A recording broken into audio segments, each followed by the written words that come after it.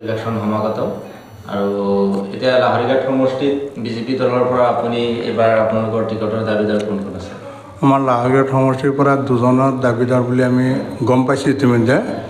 এজন হ'ল মইৰাবাৰীৰ খলিল আৰু এজন এই সিং নামৰ এজন ৰাজবীৰ সিং বুলি কয়।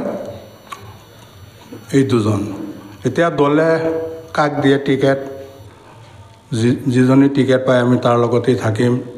কাৰণ লাহৰীঘাট সমষ্টিত যদি আমি বিজেপিক MLA এজন বনাব পাৰোঁ, আশা কৰোঁ আমাৰ বহুত উন্নতি হ'ব, ৰাস্তা ঘাটত উন্নতি হ'ব, শিক্ষা দীক্ষাৰ ক্ষেত্ৰতো বহুত উন্নতি হ'ব।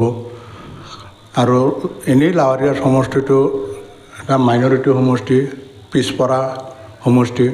গতিকে যদি আমাৰ দলৰ পৰা বিজেপি দলৰ পৰা টিকেট পায় আৰু MLA হ'ব পাৰে, তেনেহ'লে আশা কৰোঁ আমাৰ বহুত ধৰণৰ চাৰিওফালৰ পৰা উন্নতি হ'ব।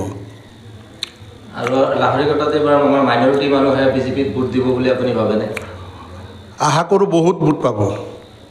এইবাৰ এইবাৰ মানে জয়যুক্ত হোৱাৰ আশা আছে।